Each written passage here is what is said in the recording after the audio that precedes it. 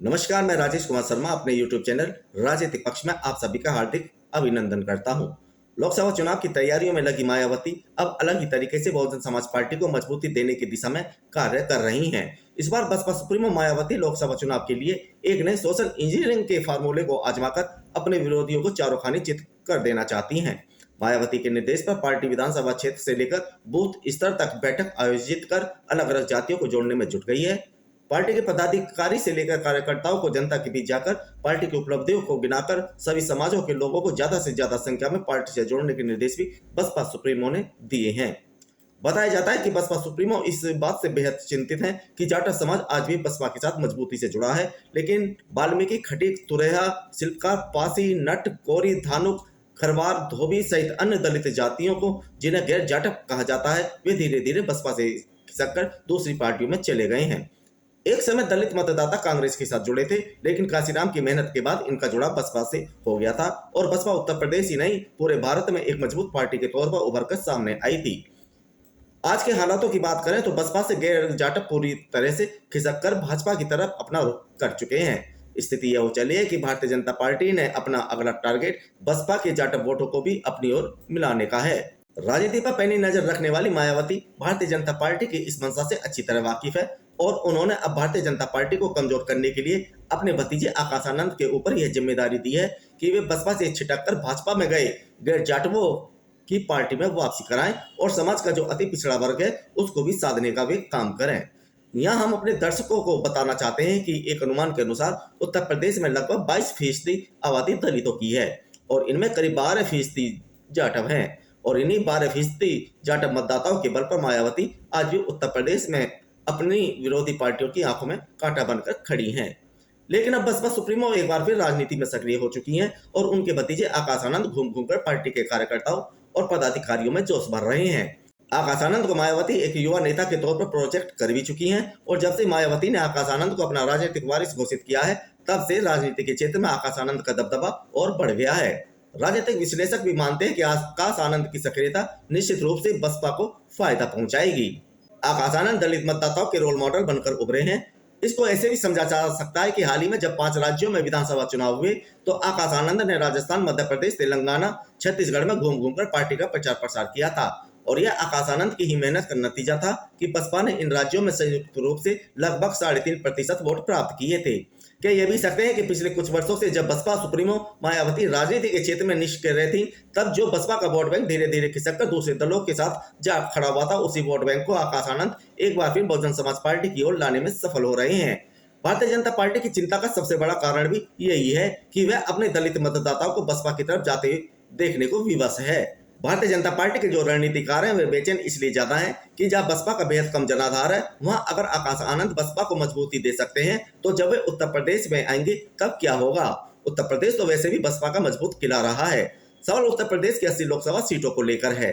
भाजपा अभी तक तो यहाँ बसपा को गच्चा देती आ रही थी, लेकिन इस बार यहाँ कहानी पलट सकती है। भाजपा के सामने बसपा ने दूसरी मुसीबत भी खड़ी कर दी है और वह यह है कि इस बार बसपा की नजरें उत्तर प्रदेश की 17 आरक्षित वर्ग की सीटों पर भी है। पिछली बार भारतीय जनता पार्टी ने इनमें से 14 सीटों पर विजयश्री प्राप्त की थी, लेकिन इस बार इनको लेकर बसपा विशेष प्लान तैयार कर रही है। बसपा का प्लान है कि यदि दलित मतदाताओं के अलावा मुसलमान और पिछड़े समाज ने उनका साथ दे दिया तो इन सीटों पर भारतीय जनता पार्टी को पटकनी दी जा सकती है। इसलिए इन सीटों पर मंडल प्रभारियों को लगातार कैंप करने के निर्देश दिए गए हैं। सूत्र बताते हैं कि इन सभी आरक्षित 17 सीटों पर कब्जा करने के लिए बसपा ने मुस्लिम, पिछड़े, अति पिछड़े और दलित समाज के असरदार लोगों की सूची तैयार की है और ये असरदार लोग अपने अपने समाज के लोगों के बीच जाकर मतदाताओं को बसपा से जुड़ने का आह्वान करेंगे। वैसे मैं आप लोगों को बता दूं कि पिछले 2-3 महीनों से बसपा ने इस पर काम करना शुरू भी कर दिया है और बसपा की तरफ रुझान बढ़ने से भारतीय जनता पार्टी के जो रणनीतिकार है उनमें कहीं ना कहीं बेचैनी देखी जा रही है। बसपा सुप्रीमो के आदेश पर बसपा ने सबसे पहले विधानसभा क्षेत्र स्तर पर बैठकें आयोजित करनी शुरू कर दी हैं। इन बैठकों में संबंधित क्षेत्र के पदाधिकारियों के साथ साथ क्षेत्र के असरदार लोगों की भी मौजूदगी रहती है।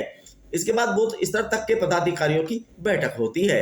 बसपा ने बाकायदा बूथ कमेटियों का गठन कर लिया है और इन बूथ कमेटियों में समाज की अलग अलग जाति के पदाधिकारी और सदस्यों को शामिल किया गया है। जिस बूथ पर जिन जातियों के मतदाताओं की संख्या अधिक है उन्हीं जातियों के लोगों को बसपा ने यहाँ सक्रिय करना शुरू कर दिया है। बताया जाता है कि बसपा सुप्रीमो मायावती और उनके भतीजे आकाश आनंद लगातार बूथ स्तर पर होने वाली बैठकों की भी पूरी जानकारी पदाधिकारियों से ले रहे हैं।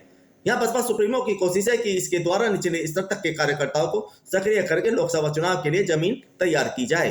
बसपा को इन बूथ कमेटियों के जरिए अपने कोर दलित वोटर के साथ साथ अन्य जाति बिरादरी के लोगों को भी पार्टी से जोड़ने में मदद मिलती दिखाई दे रही है। जब से बसपा ने बूथ स्तर तक की बैठकों का आयोजन करना शुरू किया है, तब से दलित बहुल क्षेत्रों में बसपा के भी झंडे आम जनता ने अपने अपने घरों पर लगाने शुरू कर दिए हैं। अब यह बसपा ने भारतीय जनता पार्टी की एक और दुखती नब्ज पर हाथ रख दिया है। केवल भारतीय जनता पार्टी ही नहीं बल्कि समाजवादी पार्टी भी इसको लेकर बेचैन है, क्योंकि समय समय पर इसको लेकर समाजवादी पार्टी और भारतीय जनता पार्टी दोनों ने ही खूब हो हल्ला मचाया है। भाजपा और सपा की इस दुखती नब्ज का नाम है अति पिछड़े समाज की 17 जातियां, जिनको अनुसूचित जाति का दर्जा देने के लिए उत्तर प्रदेश के सभी राजनीतिक दल नौटंकी पर नौटंकी करते आए हैं और आज भी कर रहे हैं। इसलिए बहुजन समाज पार्टी ने अब अपनी ताकत उत्तर प्रदेश की उन 17 अति पिछड़ी जातियों को भी अपनी ओर करने में लगा दी है, जो अति पिछड़े वर्ग में शामिल हैं। इन 17 जातियों में कुमार, प्रजापति, राजभर, बाथम, धीमर, कश्यप, मल्ला, कहार, केवट, निषाद, बिंद, भर, धीमर, तुरहा, गोड़िया, माझी, मचुआ शामिल हैं। इन जातियों को अनुसूचित जाति में शामिल किए जाने की मांग बहुत पुरानी है और समय समय पर उत्तर प्रदेश के सभी प्रमुख राजनीतिक दल, चाहे उसमें भाजपा, सपा और बसपा ही क्यों ना हो, इन जातियों के लोगों को अपनी ओर आकर्षित करने के लिए राजनीति करने में कोई कोर कसर नहीं छोड़ी है। जब उत्तर प्रदेश में बसपा और सपा की सरकारें रहीं, तब भी इन जातियों को अनुसूचित जाति में शामिल करने का प्रस्ताव विधानसभा में पेश किया गया, लेकिन केंद्र सरकार, चाहे उस समय उसका नेतृत्व कांग्रेस कर रही हो या फिर भारतीय जनता पार्टी, इन जातियों को अनुसूचित जाति का दर्जा नहीं दिलवा सकी। योगी सरकार भी इन जातियों को अनुसूचित जाति में शामिल करने के लिए प्रस्ताव लेकर आई, लेकिन भारतीय जनता पार्टी की नरेंद्र मोदी के नेतृत्व वाली केंद्रीय सरकार ने आगे कोई कार्रवाई नहीं की। अब बसपा ने एक बार फिर इन 17 जातियों को लुभाने के लिए अपना दांव चल दिया है। बताया जाता है कि बसपा अब गली गली शहर से यह प्रचार करने में लग गई है कि भाजपा और सपा इन 17 जातियों का विकास होते हुए देखना नहीं चाहती।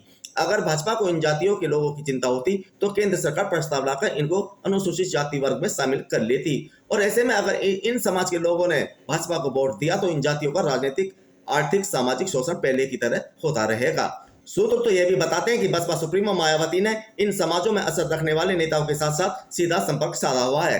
17 जातियों को लेकर अचानक मुकर हुई मायावती के इस फैसले से भारतीय जनता पार्टी में बेचैनी साफ झलक रही है। बताया जाता है कि भाजपा ने इन जातियों के नेताओं, विशेषकर योगी सरकार में शामिल मंत्रियों को यह जिम्मेदारी दी है कि वे इन जाति बहुल क्षेत्रों में अपनी सक्रियता में तेजी लाएं। दोस्तों, कह सकते हैं कि जिस बहुजन समाज पार्टी को मात्र इसलिए कमजोर समझा जा रहा था कि वह अकेले चुनाव मैदान में उतरकर भाजपा को नहीं हरा सकती, और जो पार्टी यह भी आरोप झेलती आ रही है कि बसपा के उम्मीदवार भाजपा के उम्मीदवारों को फायदा पहुंचाने का काम करते हैं, तो ऐसी विचारधारा रखने वाले लोगों को मुंहतोड़ जवाब देने के लिए बसपा सुप्रीमो मायावती ने एक साथ कई निशाने लगाकर भाजपा और समाजवादी पार्टी दोनों ही खेमों में सनसनी मचा दी है। आने वाले दिनों में यदि बसपा सुप्रीमो ने अपने भतीजे आकाश आनंद के साथ उत्तर प्रदेश में गंभीरता के साथ अपने कार्य को अंजाम दे दिया तो 2-3 महीने बाद होने वाले लोकसभा चुनावों में बसपा यहाँ भाजपा और सपा दोनों का ये खेल बिगाड़ सकती है।